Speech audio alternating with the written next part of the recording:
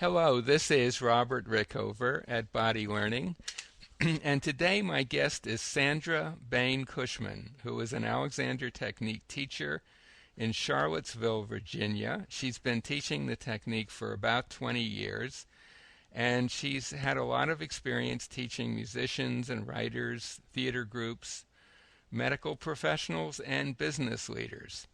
And she's also been a co-director of the Alexander Technique Training Center in Charlottesville, Virginia, which is a training course for Alexander teachers. She has quite a bit of experience in various, I guess we could call it mind-body practices, and is in the process of writing a book called Mind Body 40 Days. And we're going to do two interviews. This first one will be generally how the Alexander technique can be helpful for someone who's engaged in any kind of a mind-body discipline. And the second interview will be some specific tips or suggestions for using Alexander technique knowledge. Sandra, welcome to the show. Thank you. Hi. Hi. Could you start by giving us a very short definition or description of the Alexander technique? Sure.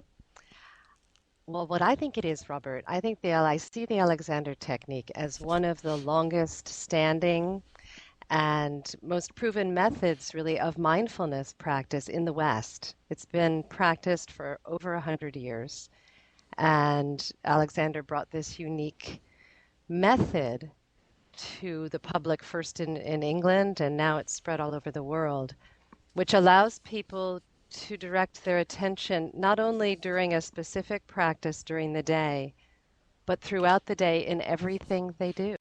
So it's Mm-hmm. in that way, I think it's unique. Mm-hmm. And how do you see it being particularly useful for people who are engaged in a mind-body practice? And maybe if you could give a couple of examples of the kinds of mind-body practices that you're talking about. Well, many people are now studying mindfulness and developing sitting practices because as our world becomes more and more complex and there are more demands on our attention, I think people are feeling more fragmented than ever before. And interestingly enough, there's this great movement to sit and be quiet and begin to center oneself. What the technique has to offer that is this, I think, very magical information about how the body really balances itself and how our coordination works and what this centering in the body, what the potential for that really is. And I think it's much greater than people think. I think we have some really wonderful information in the Alexander world that I would love to see link up with sitting practices and yoga practices and all the wonderful things that people are doing to quiet themselves and center themselves. Hmm. Well, I've had some students who did sitting Zen meditation, and just on the most basic level, what I've found is the Alexander technique can help them just physically sit more easily. I assume, though, that you're talking about more than that. They can sit more easily. Oh dear, I've got a phone ringing. Let me see if I can get it off. Um, they can sit more easily without pain. So that's the physical benefit of the Alexander technique. Many people come to the technique and they get the physical benefit and they go away happy, they go away satisfied. Hmm. But there are other benefits to the technique if you begin to think of what you're actually looking for in your sitting practice, which is more balance, not just in the body, but in your life, in your whole self. And Alexander, I think largely because he worked with actors and artists, he understood right off the bat that his technique offered that.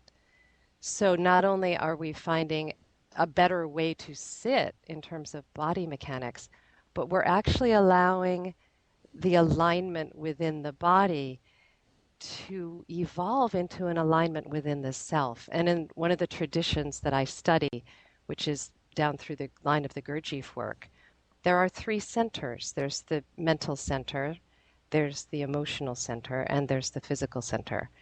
And in my experience, when those three begin to line up and quiet and listen to one another, then we're in a whole new ballgame and something that I think people really are seeking from their sitting, which is integration, calm, um, freedom from a lot of negative emotion, that kind of thing. Right. And maybe it would be useful to, as long as we're on the topic of sitting meditation, but this hopefully would apply to other mind body practices, if you could say a bit about what it is that how is it that the Alexander technique is something that maybe is missing? What does it bring to the equation that other practices are missing or don't cover fully?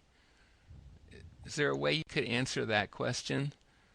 Well, my first teacher, I think, is also your first teacher, which was Marjorie Barstow. Hmm. And she We should just called it, say here a very well-known Alexander teacher who lived in Lincoln, Nebraska most of her life, my hometown, and who was the first person to formally train with F. Matthias Alexander, the developer of this work in the early 30s. That's 1931, I think. that's when Wasn't that she when the signed training up. first Yeah, began? yeah. Yeah. Marge, and when I met Marge, she was 87. And she was flying to Australia the next day to teach, which I found very impressive at 87. Hmm. Um, she called it this little bit of nothing. There's Hmm. this little magical bit of nothing that the technique offers. And it really does seem like magic. And it's what Alexander called the primary control. There are many different ways of describing it. But the simplest way is that when your neck is free and your head is balanced way up high on the spine, much higher than we ever think of it. We think of it sort of being lower around where we see the neck. But when you really move up and think of your coordination being organized much higher, where your head rests on your spine, there's this fabulous release into lightness and whole coordination and ease that becomes available. And as far as I know, Alexander teachers and people who study the technique are the only ones who are really truly skilled in that. I don't find it in other things. Even disciplines which are wonderful and actually are very good combinations with Alexander technique, things like Pilates that help you strengthen your core, they don't tap into this. And Alexander teachers are trained for 3 years, every day of the week, for 3 years, to be able to pass this information along through hands-on work. So there aren't that many of us, so there aren't that many people who know this. And I think that that's one of the things that I would wish for the world is that this information can permeate a lot of other disciplines. Yes, and I suppose a main reason why there aren't as many of us, and I guess the number now is somewhere around 4,000 teachers around the world, something plus or minus 1,000 teachers or so, which is a fairly small number, is that it does to train to be an Alexander Technique teacher is basically a 3-year full-time commitment, and not that many people can do that. So that's certainly a reason why we have smaller numbers. But to get back to this I just want to take the example of sitting meditation, but I think this could be expanded to pretty much all the other areas that we're talking about. The kind of information that people who are studying that get about sitting often is not terribly different from the standard posture information that people get about sitting at a desk at work, which is something like sit up straight or hold yourself up straight or hold your all sorts of things like that, which from an Alexander technique point of view are not actually useful suggestions. Could you elaborate on that a little bit, or maybe you disagree with that? But what is your take on what it's useful to tell someone and that actually brings about a useful change? Well, we're actually going to tap into this in the second interview Okay. because I think there's some very learnable specific relationships. that you can find and get active in the body that help bring about this balance, this finer balance is how I think of it. So I do agree with you that these things are not very helpful, that we're told, and they look at the body as though the body were stacked up on itself. Yes. It's Hmm. sort of like building blocks. And that's a compression structure. That's the way some buildings are built. Where in Alexander technique, we look at the body more as a tensegrity structure.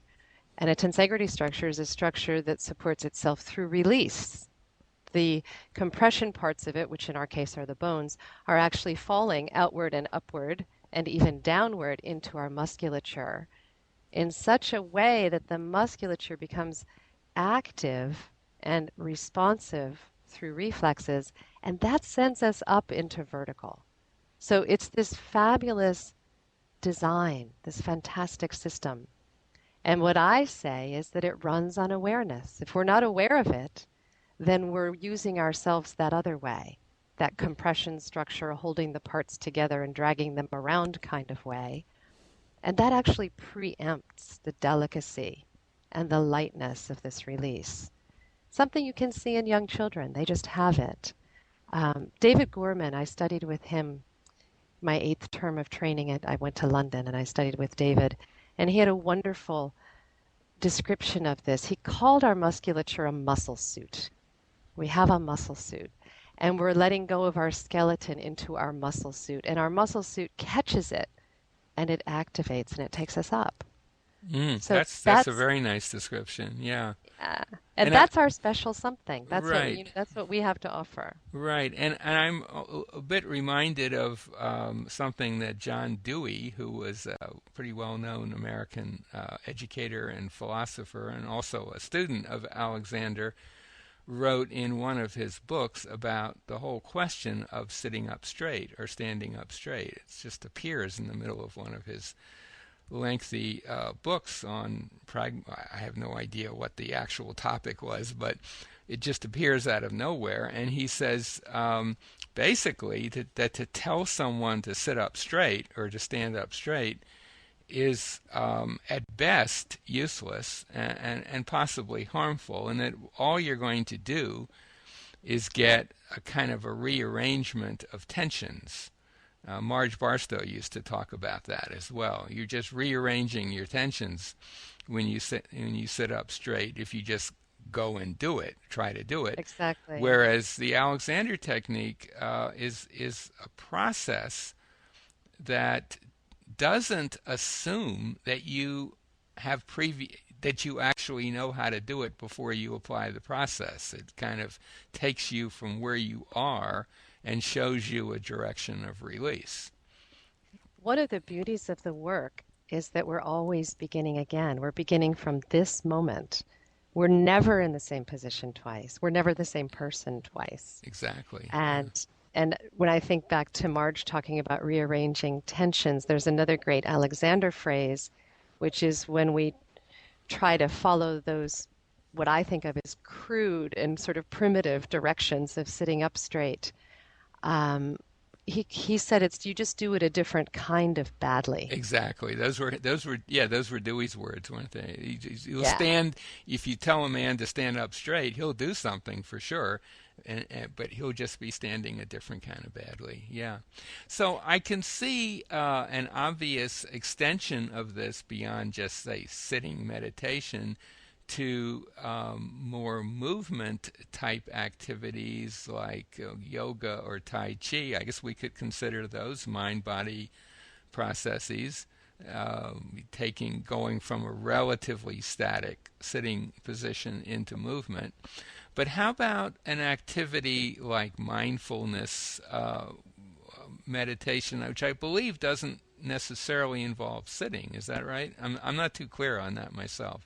But something that a meditation practice that's more integrated into your everyday activities. How might the Alexander technique help with that? It's a way of paying attention. It's instead of just working to have the mind be a blank, Hmm. which of course we can never do anyway because the mind's busy cranking away. I think, in my experience, the Alexander Technique gives my mind something constructive to do. And he did, one of the titles of one of the books is The Constructive Conscious Control of the Individual.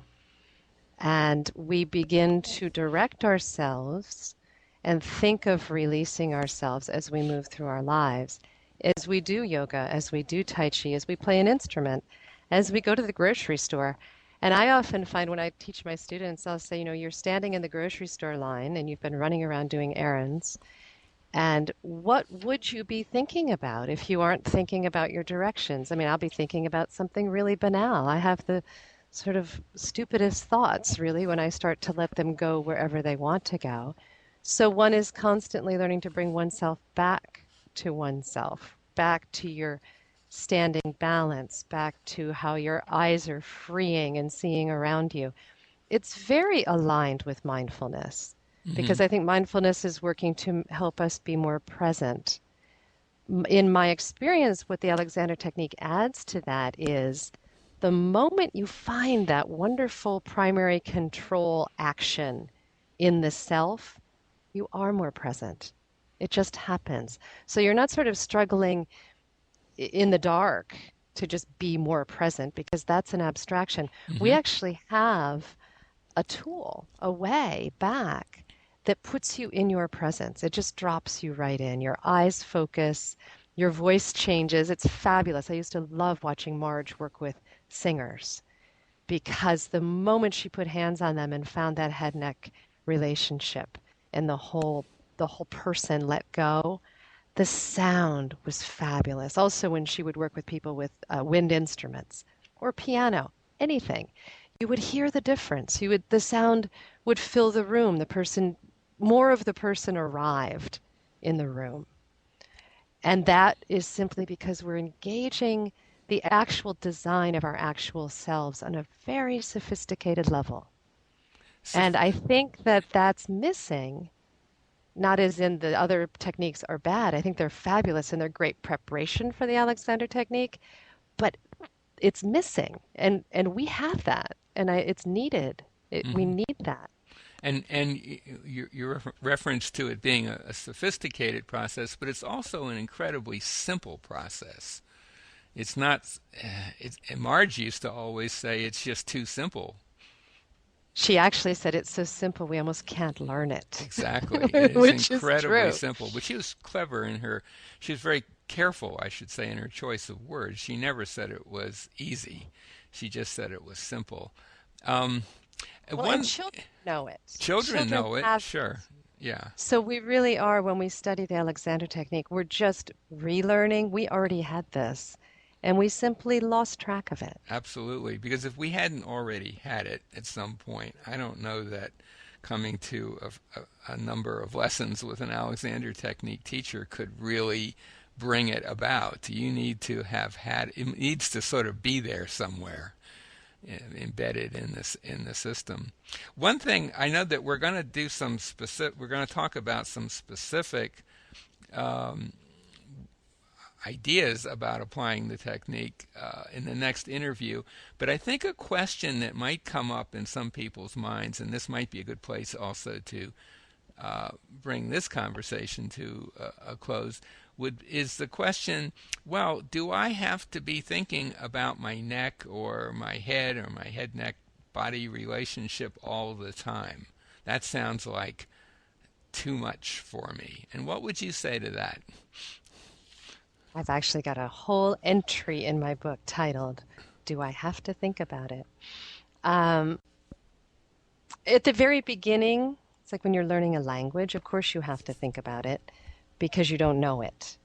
And so what you're learning to do, I would say, going back to John Dewey, is you're learning to think. You're learning to think inside your activity through your physical body. And as you become more adept at that, my sense of it is you begin to inhabit yourself in such a way that it's simply part of how you think.